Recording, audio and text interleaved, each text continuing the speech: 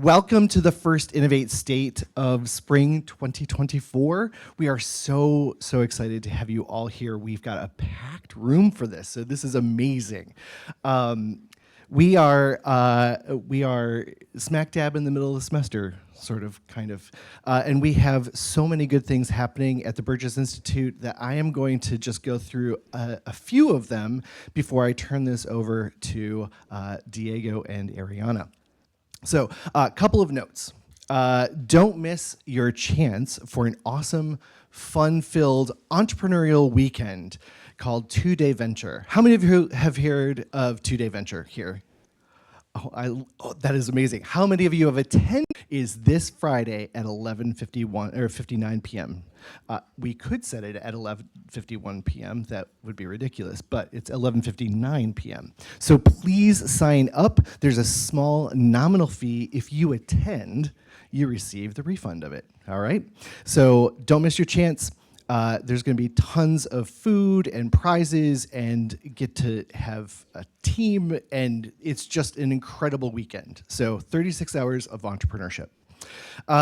Next week, it is a busy week for us. So on February 15th, please check out our partnership event. We've partnered up with Undergraduate Student Engagement and the Russell Palmer Center to bring you our Lunch and Learn Small Business Edition. It will be at the Minskoff Pavilion starting at 11:30 a.m. So go ahead, again, eship.msu.edu, go to events, sign up for the Lunch and Learn Small Business Edition.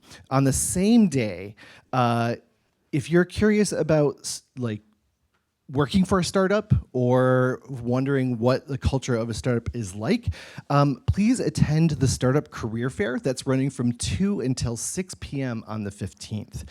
Sign up is exactly where I told you, eship.msu.edu. Finally, Spartan Shark Tank on that day will be happening. It's a partnership between us and Broad Student Senate. It's from 6 to 8 p.m. in the multi-purpose room right across the hallway. So go ahead, sign up. And lastly, our next Innovate State will be with Hal Widlansky. He is an EIR with the Burgess Institute, and he also happens to be a serial entrepreneur. So go ahead, sign up. It's going to be a great time. You will enjoy yourself, just like you will tonight.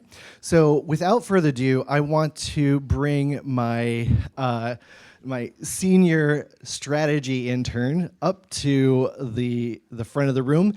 He will be moderating this evening's conversation with Ariana. And if both of you would please come up, let's get the show on the road. Welcome.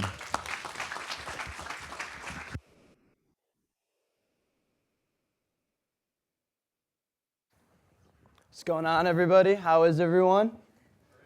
Can we get one more go green? Thank you. All right. Ariana, thank you so much for being here. All right. Hello. There we go. We're on. Thank you so much for being here. This is our first Innovate State of the semester, and it's actually sold out, which is really cool. So could you just start off by introducing yourself, maybe give us an elevator pitch from Halfdays? Yeah, totally. Well, first of all, thank you guys so much for having me. I was telling everyone earlier that this is my first time back on campus in 6 years, which is embarrassing to say, but I just haven't had a specific reason to come back to campus until now. So thank you so much for having me. So a little bit about myself. I grew up in Michigan, graduated from Michigan State, and with an undergrad in marketing and a master's degree in marketing research. And I am the co-founder and CEO of a company called Halfdays. We are a women's ski and outdoor apparel brand. We make products that are bridging the gap between the luxury and technical brands in the outdoor space for women specifically. And what was the problem you were trying to solve with Halfdays? Yeah, so growing up in Michigan, I learned to ski here, and after school I moved to Colorado, and that's where I was getting more into skiing, and quickly realized that a lot of the brands were very male-dominated and just weren't creating products that were really designed for women, nor did they have style forward or fashion forward properties to them, and just felt that there was a gap in the market. And then a few months after moving there, I met my now co-founder, Kylie McKinnon, who is a former Olympic skier. And she was like, I couldn't agree more. My sponsor for the Olympics in 2018 gave me men's ski pants to wear, which was kind of wild. And it was at that moment that it was kind of like a light bulb moment for us that I was a recreational skier and she was competing on the world stage, and there just wasn't a brand that was really bridging that gap. Yeah. All right, so let's get into the story and just start from like your time at MSU and what was that like? Yeah, definitely. So I graduated in 2017, just to give you guys some time and context. And I really loved being on campus. I actually graduated my undergrad like a semester early because I came in with a lot of credits, and I wanted to stay on campus longer. I wasn't ready to like leave halfway through senior year, so I did the master's both from a wanting to do that professionally, but then also just to be able to stay a little longer. Michigan State is truly the best. And I had such a positive experience here. I think that some of the things that I did on campus that really contributed to, I guess, where I am now was being in a sorority. That was really one of the best networking opportunities that I think I had, as well as being a part of Eli Broad, and then doing a master's program here, which I think really fine-tuned my network and just ability to get a job in something really specific out of school. Yeah, definitely. Obviously, you had a great experience. Is there anything that you wish you could have told yourself back then, or that you would have wanted to do a little bit differently? Yeah, I think network more, honestly. I think that I did it to a degree, but something that has been so instrumental in my career now is just spending so much time connecting and networking and building relationships with people in the industry that you're most interested in, or even in other industries. But yeah, I think networking more, both with different people on campus, but also finding ways to network with individuals that were even out of school at that point. And yeah, just again, building a network. I can't speak enough about that. Do you have any advice for approaching networking and how to present yourself? Yeah, so this is probably a little bit more pertaining to my life now rather than being at Michigan State and what I was doing at Michigan State. But I think that there's no time, this can't be done early enough. Honestly, you can do it any time, but the amount of people that I reach out to on LinkedIn or Instagram even, and just asking to pick their brain on things, it's been such a key element of being able to both build my company but progress professionally. So yeah, I think that I highly recommend doing that and just kind of putting yourself out there, whether that's in person at events, striking up a conversation with someone, or if it's reaching out on LinkedIn or Instagram and just asking someone for 15 minutes of their time. Yeah. Do you have an example of a networking call that went really well, or something that led to maybe a potential opportunity or a friendship? Yeah. So one of my mentors now was, I don't know if you guys are familiar with the retailers in the outdoor industry. It's kind of specific to my industry, but I reached out to the COO of Backcountry, which is an online outdoor retailer, and he just had a lot of experience. He was also formerly the COO of Reformation, which is a women's fashion company, and I just reached out to him on LinkedIn and I was like, hey, your background looks super interesting. I would love to chat with you. And now him and I have a monthly one-on-one call over Zoom. He lives in Utah. It's kind of random, but he's so in tune on everything that we're doing and has been so helpful. But I think you'd be surprised at how willing people are just to give you a little bit of their time and help you for whatever it is that you're doing, because I think that as long as you're able to give that back at some point, it comes full circle. Yeah, totally. All right, so you leave MSU and obviously you're entering the corporate world. How long did you stay in there, and how did you end up transitioning into the startup world? Yeah, good question. So at Michigan State, like I said, I got my master's in marketing research, and through that got an internship at a company called Wolverine Worldwide, which is a footwear parent company. They're based out of Grand Rapids, and I was interning there got really interested in like the data platform they were using called NPD, which is a retail tracking and data analytics company. It's kind of like more boring than what I do now, to be honest, but I learned so much through that. Got a job at NPD out of that internship and was doing it for about 2.5 years, almost 3. And I had really such a great experience there, learning so much about retail and like getting knowledgeable about something really specific. Mm-hmm. And honestly, I don't think that without my time at Wolverine or at NPD, like I don't think I would have had the knowledge or skill set to start Halfdays. And I think that also, just like kind of a tangential side note, is that I think that sometimes your path might not be super clear on like what the next step is or where you're going, but I think you just have to trust that forward momentum is the thing that is the most important. And it'll all make sense probably in a few years, like, oh, that thing that I decided to do then led to this, which led to this.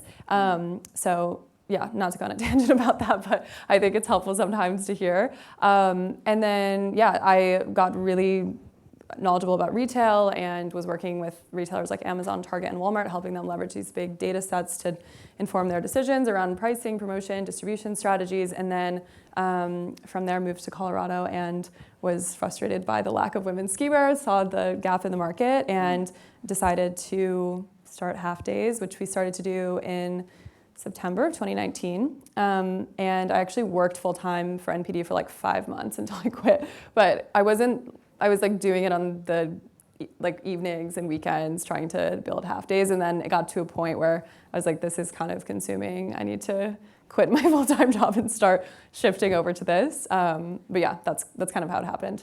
Yeah, I think that's important to hear that you spent some time in like the corporate world, like building those skills. Because I think a lot of people might put pressure on themselves, like, let me figure it all out right now. I think it's a great point, and that's kind of how I felt. Like I grew up in a family of entrepreneurs. I knew that I wanted to be an entrepreneur at some point in my life, but I think that I also wanted to go and get a little bit of experience in a corporate setting, because I think that there's just a lot of process and like operational things that you might not learn if you just jump straight, which, don't get me wrong, like I think jumping straight into being an entrepreneur is also completely fine, and like so many people do it extremely successfully, but that's just what I wanted to do. I was like, I want to go and get a little of experience doing something else. And I also didn't know what I wanted to start. Like I didn't have this like big idea immediately coming out of school for a company, but I knew that I wanted to do something and that it needed to be like the right thing in the right time to make the jump into that.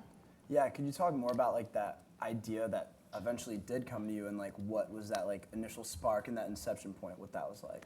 Yeah, so this I feel like was just very, very serendipitous and kind of random, to be honest. I, again, had the frustration with women's ski and outdoor and just wanted something better from like a product perspective, and I think that that's where a lot of ideas generally come from, like a personal frustration that you're finding yourself having, and then solving it. And that's really what happened with Halfdays. And then obviously having a co-founder that was like, yes, I completely agree. This is totally an issue. We need to tackle this. So yeah, it was really just like a couple of conversations. My co-founder Kylie and I started the company 3 months after meeting each other. So it was a really quick process. And yeah, again, it was really just like a frustration and a problem that we personally had that we wanted to solve. Okay, yeah, so you have that idea, you have the great co-founder. What's that 0 to 1 look like? Yeah, so the first thing that we did was try to figure out how to get some capital, because manufacturing is difficult.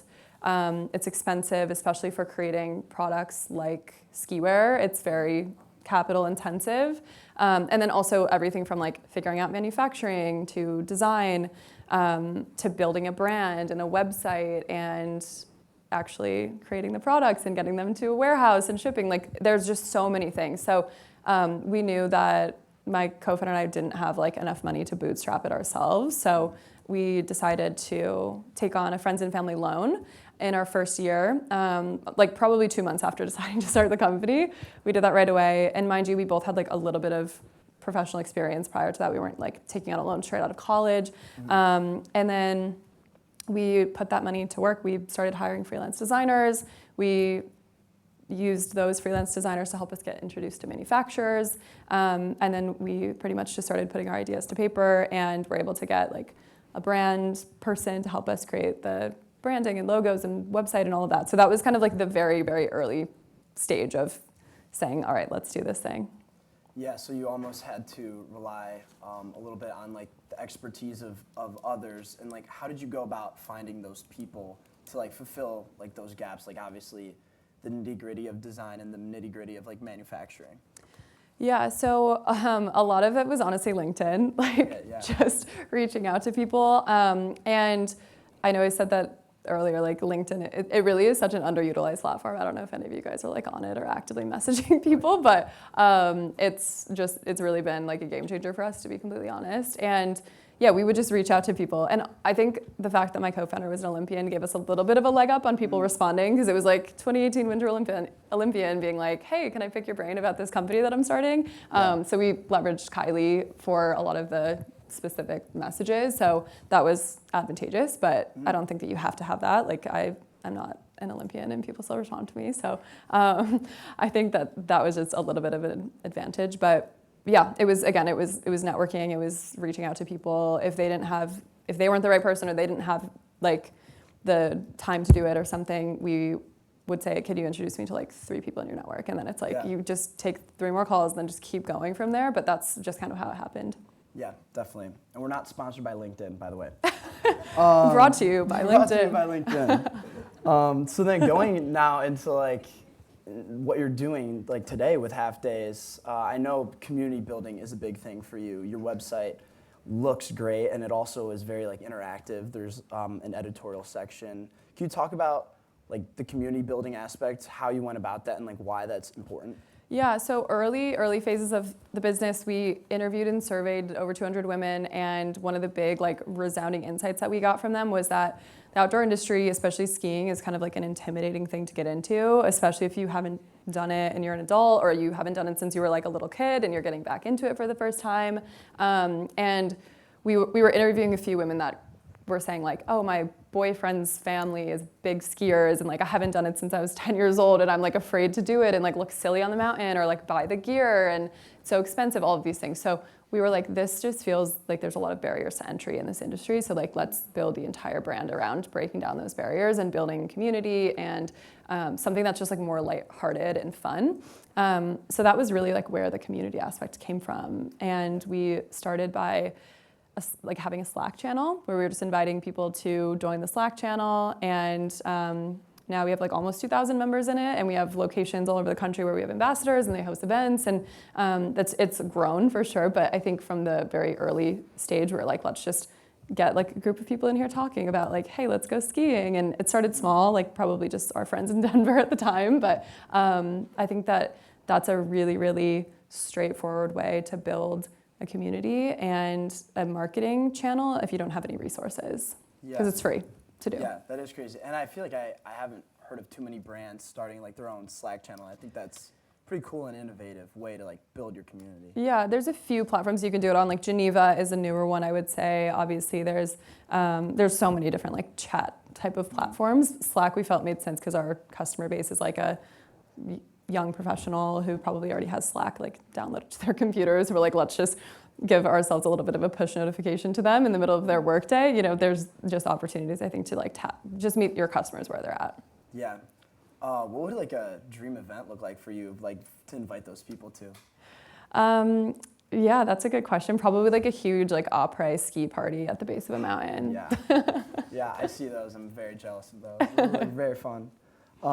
Okay, yeah, and then I also read that user-generated content and like organic outperforms like your highly produced content. Can you talk a little bit about like the content strategy and like marketing as a whole for you guys? Yeah, so like 2 parts there. So I think on the UGC or user-generated content side of things, I'm assuming you guys know what that means, but like user-generated content is pretty much just images you're getting from your customers. There's something right now though in like on social and just in the creative industry in general that like a lot of brands are creating content for the brand that looks like UGC but is actually owned by the brand. So like, excuse me, we're starting to do that. And it outperforms professional content because it looks like your friend. Like you're just scrolling on Instagram and you're like, oh, who is that person like wearing a ski outfit in Vail? Like that looks like they could be my friend. So you're more likely to interact with it versus seeing like a highly produced like model in a studio like holding skis or something like that. So that's what we've experienced. I think that that's not dissimilar from a lot of other consumer brands right now. You do like kind of have to have both, but we've just shifted our budget so much into the more like UGC and kind of like organic feeling content where we can just like send a couple of people out on a mountain and take photos on an iPhone and like those photos do better and it's like basically free to do that. So yeah, definitely. Is that what you would recommend for, I guess, a student startup? Like how would you, let's say you were starting a Halfdays or a company similar to Halfdays, like, and you're sitting in like my shoes. How do you think you would, knowing what you know, go about like that marketing strategy? Yeah, so 2 parts to it. Like I think with UGC, you almost have to have a little bit of a base of like, we're a legitimate brand before you like really delve into that. Because I think that if you're just like going and only posting, and not to say that this doesn't work, because I think I've seen it work for sure, but like I think if you're going in and you're starting to post like iPhone photos that you're taking, I think it maybe can come off as like a very grassroots. So I think like we started with professional and then like weaved in the organic stuff. But I think it can be done. Like something that so many startups are doing right now is like the build in public thing. If you guys are following anything on TikTok or Instagram Reels with that, but I've seen so many companies who are like from the very, very early stage of starting their brand, they're literally just like taking Instagram Reels or TikToks of like, hey guys, we're starting, like I've followed these girls that are starting a pickle company, which is so random, but they're like, we're starting a pickle company and like watch us the day in the life on day 1. And it's just like literally they're documenting every step of the way and like that's how they're building their business. So yeah, thank you. I appreciate it. So yeah, I think that you can absolutely go like the more UGC route, it's a lot cheaper for sure starting out. Yeah, that makes sense. And also like but establishing that brand, like so it's not just a random iPhone video. Yeah, that makes sense. That makes sense. And that's cool that I didn't even know about like the building your brand and like showcasing it as you're building it, kind of like documenting, you would say? Yeah, I think it's just like a trend that I have been seeing more recently is people like it's like called building in public. So it's like pretty much just showing like every step of the process, which I think that's how people are going viral on TikTok and things like that at this point. So it's definitely a strategy, but it's like, is that your strategy? That's the question. It just like wasn't ours from the beginning. We wanted to come, like we had a PR agency, we were doing influencer gifting, we like got a Vogue feature on our launch day because we like were paying for a PR agency to help us do that. And we wanted to like make a splash as a legitimate fashion and outdoor company from like the get-go, that's a specific strategy, but I think you just have to like decide what do we want to be? Yeah. Do we want to be like something that looks like that, or do we want to be more of like a community or a user-generated vibe? And I think that's just like a really important question that you have to ask yourself when you're starting something. Yeah, that makes sense.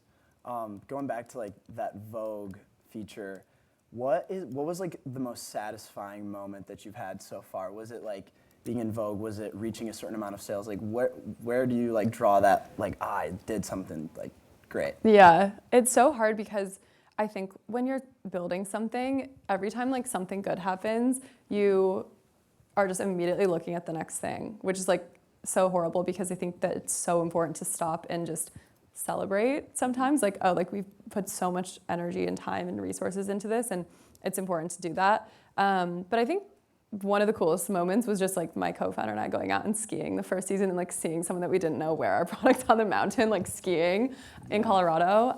That was definitely one of like the top moments for sure.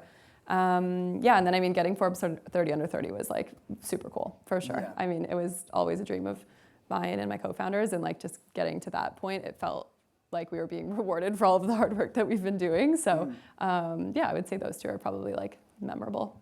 Definitely. So when you were like building up Halfdays, how did you then begin attracting like investors, you know, like outside of the friends and family loan? Like how were you starting to attract those people? Yeah. I'm not going to say the word LinkedIn again, I promise, but no, it really comes down to networking and like and putting yourself out there.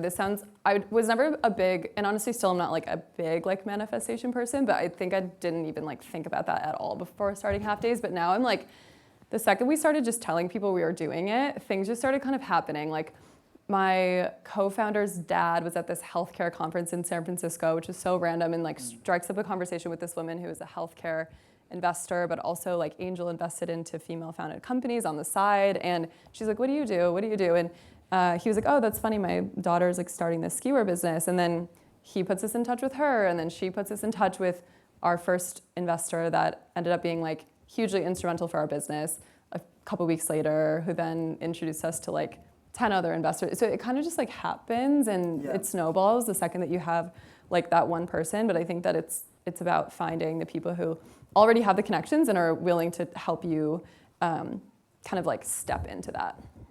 Yeah, do you think you have to develop like kind of like an openness or excitement and like start talking about it? Would you say that helped, build those like random serendipitous moments? Yes, definitely. Okay. I think just like putting it out there in any way that you can, like striking up a conversation with someone and talking about it, or and then also again just like having full conversations with people that you're trying to get something specific out of them. Like ask someone for 15 minutes of their time, say like, "Hey, I'm starting this business. I could really use your advice on fulfillment." Like just something so specific. And they're gonna be like, "Oh, you know what? Like I don't know anything about like early stage fulfillment, but let me connect you with this person who does." Or, but yeah, it's all like kind of creating this knowledge base for yourself of everything that you don't yet know, which for my co-founder and I, it was very little. Like we didn't know so much, but we figured it out. Yeah, and speaking of like conversations, what is your relationship like with your co-founder, and do you have any advice for like navigating like that interesting relationship where you're like building something together? Yeah, I think communication is key. That's a pretty obvious one, but I think like being on the same page with where you're going is really important, because when we first started, I think we were just like, let's start a ski wear company and create better fitting product for ourselves and our friends. And then all of a sudden we're like selling our products into Nordstrom, and we're like, oh wait, this is like a legitimate business, and I have like 16 people on my health insurance. I think just it gets more serious as time goes on, and I think that being on the same page with your co-founder about like what your goals are. If they just want to like build it up to a certain point and like that's the end goal, that's great. But if you're trying to build like a $2 billion business and they just want something that's like their kind of side project, those are different things. So I think being really, really on the same page with what you want out of it, and also your roles, like having very clear and defined roles and like no overlap is so key. Yeah. I think if there's any misunderstanding on like kind of who's the final decision maker, it's really difficult to navigate that. So I would just recommend like having really clear defined roles, and then just like give yourself a little grace with it, because I think with my co-founder and I, we started Halfdays when we were 24. We launched it when we were both 24. So over the past 4 years, like we've been grown, like we're in our 20s. Like you're navigating things, you're navigating like your personal growth and your life and just everything. And I think you have to just be a little gracious with yourself and each other, and knowing that like you're both growing as people, but also as co-founders, and like building your company at the same time. And there's just like a lot to navigate with that. Yeah, I like those three: goals, roles, and grace. Like giving yourself some grace. As far as like going into the roles, do you ever find that, because I know you just said there's like no overlap, but do you ever find that there are some things that are actually better when you're like collaborating and like utilizing your skills versus, I'm only working on this and you're only working on this? Like, yeah, I think there's like there's definitely a difference between collaboration and like a division of responsibilities, because I think with like product, for example, or marketing, like my co-founder and I are very collaborative, but I think that you have to know like who is the final decision maker on like, is this Instagram post going out or is this Instagram post going out? Like that's a specific example. We're not necessarily making those decisions, but like if there's any lack of clarity around who's the final decision maker on something, there can just be issues. So I think it's just, and also it just provides a lot of like confusion if they're, even for your team. So yeah, I would say that that's really helpful, but collaboration is totally fine. Yeah, that makes sense. What would you say is your favorite thing to do in like, as far as your role, like your favorite thing and your thing that you're best at? And is there an overlap between those? Yeah, so I mean, that's a really good question. Let me think about it for a second. My favorite thing, I mean, I'm like big picture strategy. I think that's like what I love to do, and like connecting the dots and like figuring out how to get something done. So I think that, I think that I'm best at that, and I also enjoy doing it. So I guess that helps. But I think that I also enjoy marketing a lot, but it's not like my number one strong suit necessarily. Like, I'm not saying that I think that I'm bad at it, but I don't think that I like need to be spending my time on it. But it's like the thing that I'm always like, oh, what's that? Like, can I help pick that photo? You know? But yeah. Okay. What do you think makes up your big picture strategy thinking? Like, why do you think that's something that you're naturally good at? I think that a lot of like what you're good at or what you're drawn to just comes down so much to personality and just like how your brain is made up. I think that I'm like a bit more analytical than I am creative. So I think that that is some of it. But I would say that I'm like a bit of a balance of those two. I think it honestly comes down to personality and just like how your brain works. Because I've learned so much about working with other people and like how other people's brains work, especially in like a professional setting, of working so closely on something like so close to me, AKA my business, but like navigating how some people are really, really tactical and like are so good at you giving them like a list of tasks, and they're like, that's all they want to do all day is like, yep, I want to like cross things off the list.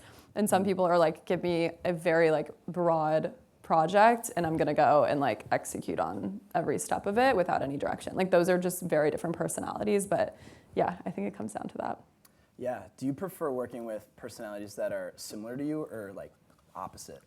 It's a really hard question. I think similar, honestly, because I expect other people to operate in the same way that I operate. Mm-hmm. And then when they don't, it's not even that I'm like upset. It's more so I'm like confused, like what their thought process is. So I think it's just like understanding that quickly. But I prefer to work with people who I can be like, you're responsible for this, now go like do it, you know, versus being like, let's sit down and like put together the whole process and plan to like collaboratively. But yeah, working with people who maybe not have the same personality, but like see things the way that you see them. Yeah, but you need every type of personality in a working environment. Like things wouldn't get done if you had like a bunch of people just being like, this is what I think we should do, and nobody was actually like figuring out the details. So yeah, you need like and there's just so many different like layers to it, but I think it's really important that you have both. Yeah. Have you had any aha moments during your building where it was like a breakthrough point? I think when we first started, we weren't like too sure that we wanted to do wholesale. I think that the aha moment was, wholesale is actually like a really, really incredible channel to expand into the second that we decided to test it. But I don't think that we would have ever like learned that if we just didn't say yes to trying it. Yeah. So I think it's really important to like test and try things in your business, so you might not ever like get to that point of knowing. Yeah. So moving into wholesale, can you talk a little bit about that? Like what that was like kind of shifting? I don't know if you shifted like much of your entire model, but like how that worked. Yeah. So with wholesale, it's like an interesting thing because it's very different operationally. It's like selling products online is a little bit faster. You're on like a shorter development cadence because you're just getting the products shipped to your warehouse and you're gonna like sell them to customers directly. With wholesale, the timeline's a little longer. There's like a lot of infrastructure that they require you to have like a foundation built for. So yeah, that all being said, we decided to test it because we were being reached out to by a couple of wholesale accounts like really early on, and they were like, we would get like an email from a wholesale account being like, can I talk to your wholesale team? And I'm like, it's literally just my co-founder and I, like, hello, 1 second. But yeah, so we decided to test it because we were getting approached by some accounts, and we didn't necessarily have to like shift anything majorly because we tested it so early. I think that there's a lot of businesses that like try to do D2C or like online selling only for so long, and then it's really difficult to build in a wholesale process and business later because you have like so much already built for one side of the business.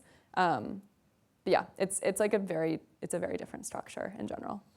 Do you think that's important to like try different things early on in your process, so you're not only only digital? You can't shift to wholesale because you built all your infrastructure into one thing. Would you say that's important? It's not impossible, but I have an advisor who has a 100% direct to consumer business, and they're probably doing like 300 million in revenue a year, and they're trying to build in a wholesale arm now, and it's extremely difficult for them. So I think like doing things, obviously that's like a very large scale, but like doing things as early as you can. I think that there's also expenses and resources required with testing something too early, like, and then you're kind of lacking focus on what your core thing is. So I would say that I'm a proponent of wholesale. I think that omni-channel is the way to go from building a consumer business. But I think it just depends on like the scenario and what the industry is too. That makes sense. So what is then your vision for kind of the future of Halfdays? Yeah, I mean, we really want to build like an overarching outdoor apparel business. At the end of the day, we want to have products for a variety of categories in the outdoors, and hopefully expand into other countries and a lot of additional retailers, and just be widely available to the masses. Mm-hmm. Do you find any like competition rising up in outdoor wear, specifically targeted towards women? I think that a lot of the legacy brands in the space, like the larger outdoor apparel and ski wear companies, like have a little bit of a target on our backs.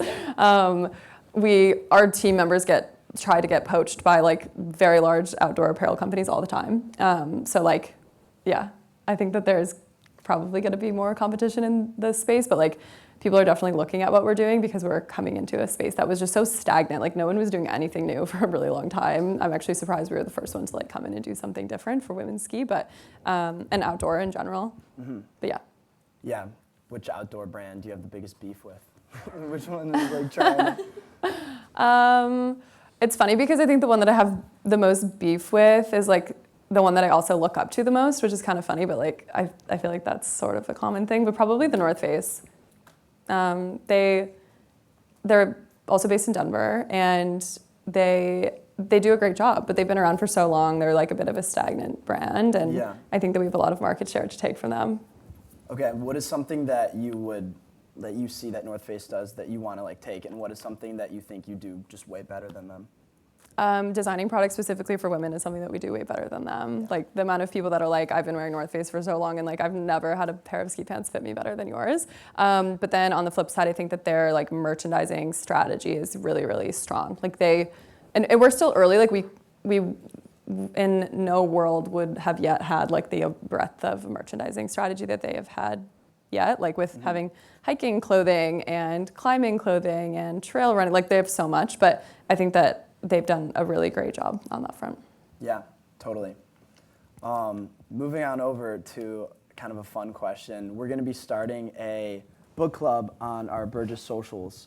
So is there any book that has inspired you recently that you would like to recommend to be the first book on the book club? So this is kind of like a random one, but there's a book called The Almanac of Naval Ravikant, and he is a founder. He founded the company called Angel List, and the book is actually like written as if it's in his own words, but it was written by someone else, which is why it's like really fascinating. But the entire book is like based around his ideas on like how to be fulfilled in both happiness and financial success, and like how those two things can conflict each other, and how they're also very related, and that like money can't buy you happiness, but a certain level of financial and professional success, and then also understanding that that isn't the reason why you're happy, is the key to happiness. So like a long-winded way to say that like I think that he's a very, very wise entrepreneur and has just a lot of really, really incredible like insight to share. So yeah, one of my favorites. Yeah, we'll definitely add that as the first one. And then kind of like a catch-all question, like what advice would you give to student entrepreneurs here who are either in like the beginning stages of their ideas or are starting to like pitch it? What advice would you give to kind of propel them and how they should look at the next couple of years? Yeah, I would say like don't stop pushing forward, like literally no matter what. I think that there were so many times that were like, it was COVID, and then like our manufacturer shut down, and then like an investor would back out, and there were never not problems. And like I think for any company growing quickly and pushing through things, like that's probably the case for so many of them. But I would just say that like don't let anything discourage you, like not a single thing, just keep pushing forward, and be really clear on what your vision is and what you're doing. I think that that's like something that a lot of people go into, like, oh, I'm starting this thing, but like they don't really know like who the customer is, or they don't really know what their like mission or brand stands for. And I think that that's just so important, especially if you're trying to like raise capital. So yeah, how do you think you developed your vision? Do you think it's like a product of the things that you consume, or do you think it's a product of just like the way that you were brought up? Like how did you kind of figure out your vision and what you wanted to do? For Halfdays specifically? It could be both for Halfdays and personally. Yeah. I think for Halfdays, like I think it was just so clear, like it was ski and outdoor products for women that were better than what was in the industry. So I think like knowing exactly that and like saying this is what we're building and nothing else, because you can kind of you can drown in opportunity sometimes with like the amount of things that you could do with something. And then personally, I think that like your vision or my vision for my life and like personally like evolves so much and all the time. So I don't know if I have a great answer for that one. Staying open to shifting, probably. Yes, definitely. Evolving. All right, we want to turn over to student questions. So I think we'll be going around with a mic. Just raise your hand if you have a question.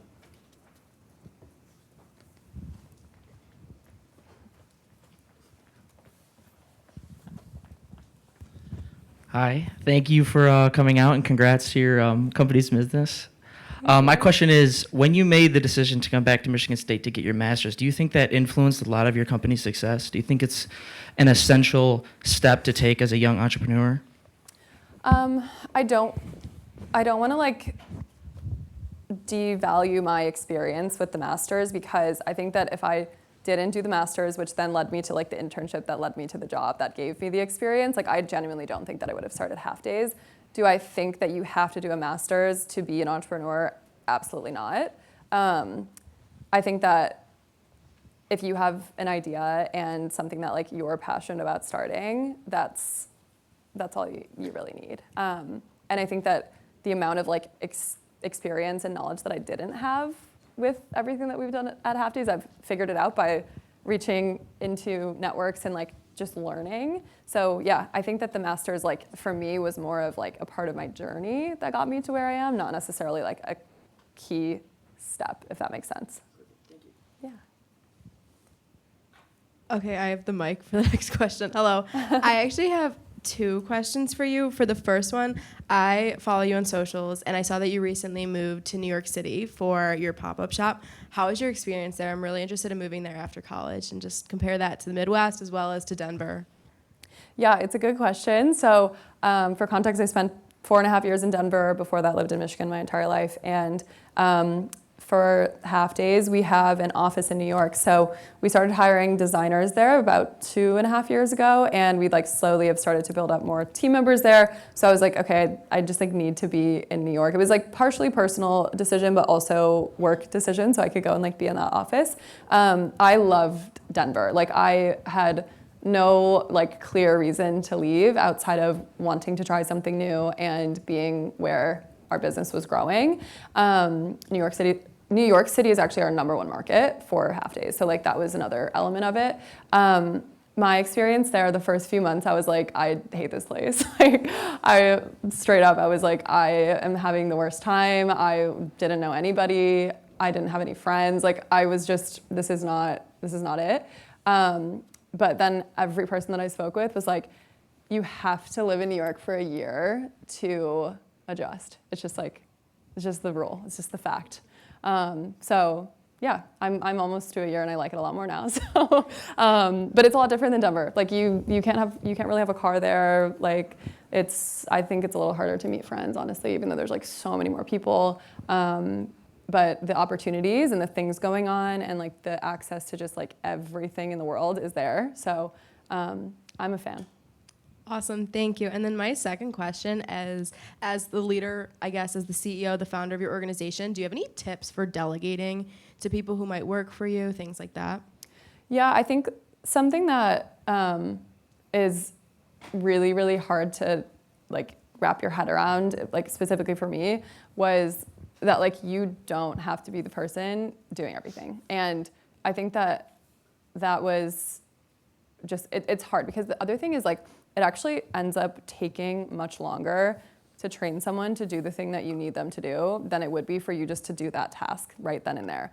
But then a year later, now you've spent hours and hours and hours doing that task, whereas you could have spent 1 hour up front training this person to do it, and then you'd never have to think about it again. So like, I think if you can like just lock that into your head and know that that's how you scale, it's a lot easier. And I think just taking the time to train them and make sure they like fully understand it is really key. Perfect, thank you so much, thanks. Yeah. Hi, I was wondering how many hours do you work a week and how do you maintain a work-life balance because it's kind of your baby?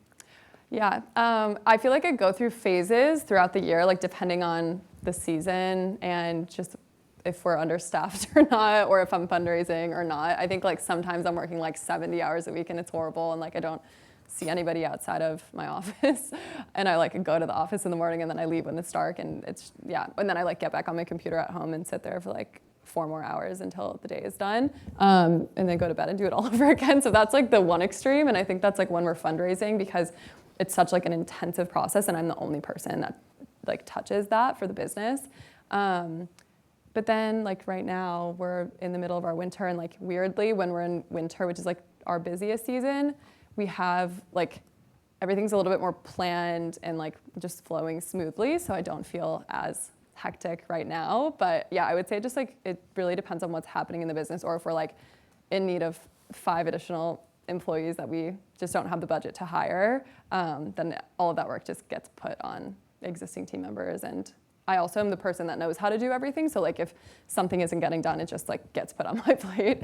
But I think balancing it is literally just like deciding what is the one thing that's most important to you. And like in those periods of time, for me, it's sleep. And I like will like neglect exercise, I'll neglect cooking, and I'll just like, as long as I'm getting sleep and like can order my meals, like then I'm at least keeping myself alive and well. But yeah, it's really hard as a founder. Like the past 3 years have been wild from the side of like not having a social life. It's a good question though. There's often, earlier you said you thought you were the first to put your foot in the door in women's snow and ski wear. There's often first mover myth that the first brand isn't always the best brand. Mm-hmm. So I just wanted to know what makes you feel like you're safe at the standing you're at, or if another brand like Lululemon or Aritzia got their foot in the door in ski and snow wear, would they be ahead of you immediately? Yeah, that's a good question. I think the other thing is like we probably like to say we're the first, but I don't know if we technically are. Like there's a brand that's, I think they were started in like Sweden, but they are now sold in the US called Carrie Trot, and they make women's specific products. But I think we're the first one that's like bringing a fashion element to it, rather than just like designing products for women, but like not bringing in color trend or like fashion trend and things like that. But this is like actually one of the questions that I get from investors so much. It's like, what's stopping the North Face from just spinning this up? And I think the answer is that a company like the North Face, who started in the 1960s for technical men's climbing gear by men, have pretty much built this brand as like, we're technical, we're like for mountaineering and exploring. And if they decided to spin something up that was like the fashion, cool, like fit for women company, it wouldn't be authentic. they have already established who they are, and that's been longstanding for decades. And I think that's not dissimilar to someone like Lululemon or Aritzia. Like it's just not what they stand for, and they already have like a brand soul and everything. So yeah, again, like I get that question so much from investors because it's a valid question. But yeah, that's what I would say about it.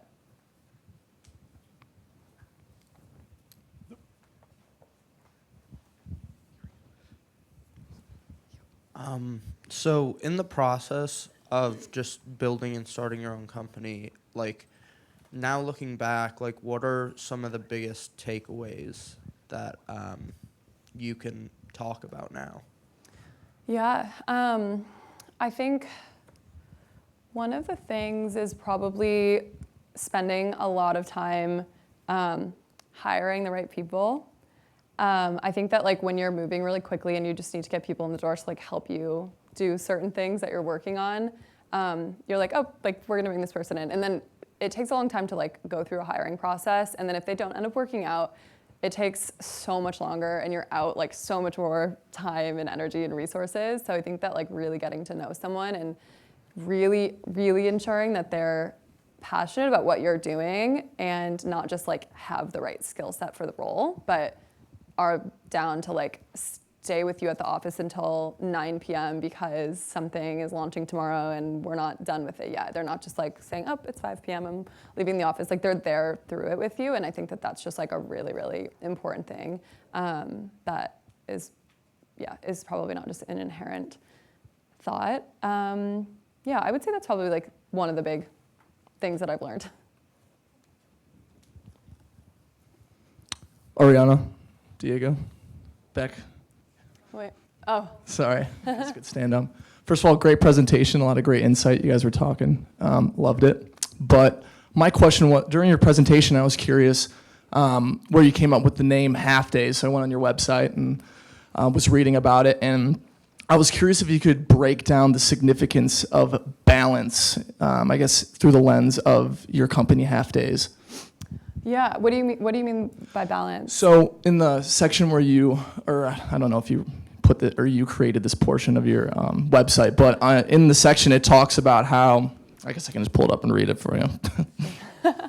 I think I might know what you're talking about. Says, at Halfdays, we're all about balance. It's in our name. When we set out to create outdoor wear that fits well, performs, and is functional, we knew that fashion couldn't be put on the back burner. So I was just... Yeah, that's a great question. So the name specifically came from alluding to a half day of skiing because you can buy a half day ski pass. We wanted to name the company something that was lighthearted and fun and wasn't like so serious because so much of the outdoor industry is like technical and performance and competition and kind of like showing people skiing, doing backflips off of mountains and never just like celebrating the fun of mountains and skiing and the culture around that.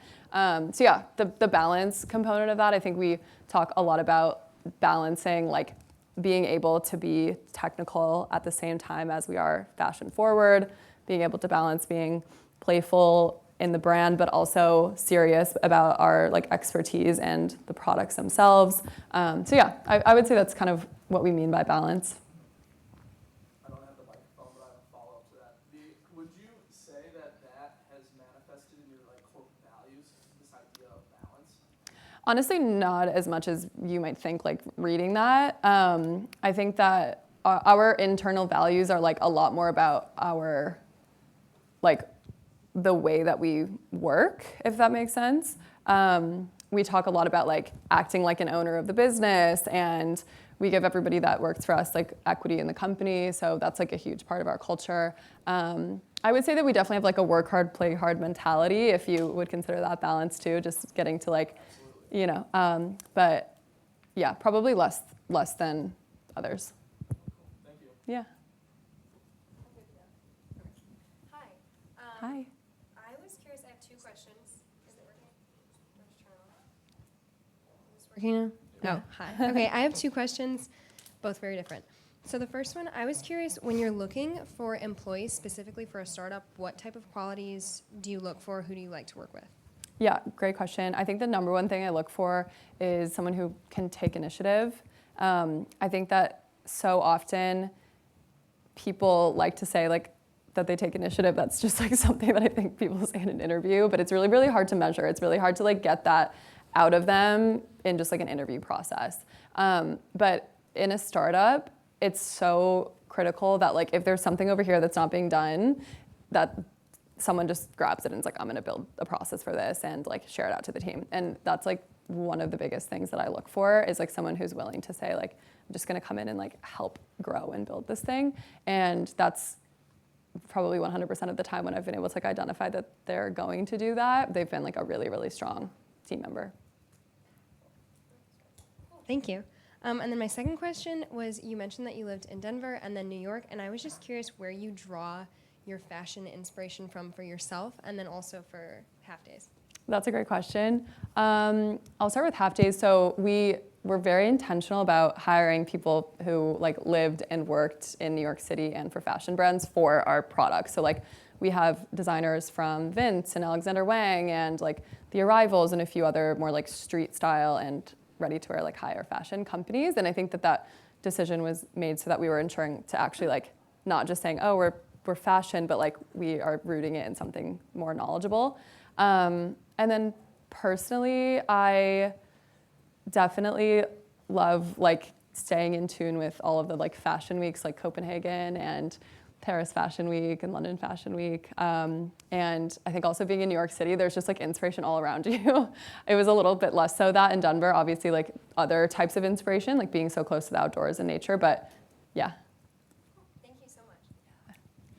All right, we have time for one more question, and then after that, if you have any, we just have a few more minutes with Ariana if you want to be able to ask. So, any other questions? Wait, you've got a mic. Go ahead. Yeah. Hi. My quick question was, what skills did you have to develop in order to be successful in starting and maintaining your company? Yeah, that's a great question. I think that there's certain things that I think that I just like that I have as a personality trait, which is focus. And we took like this, it's silly, but we took this thing called Strengths Finders with our company, which I like highly, highly recommend if you have the opportunity to take it.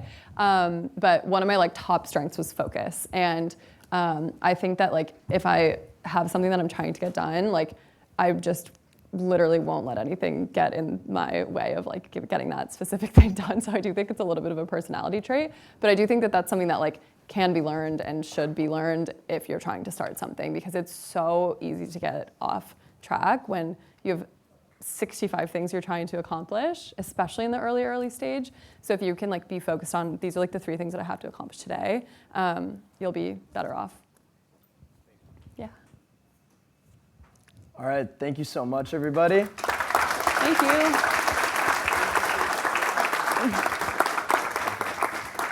Thanks, guys. And you have a couple minutes, right? All right.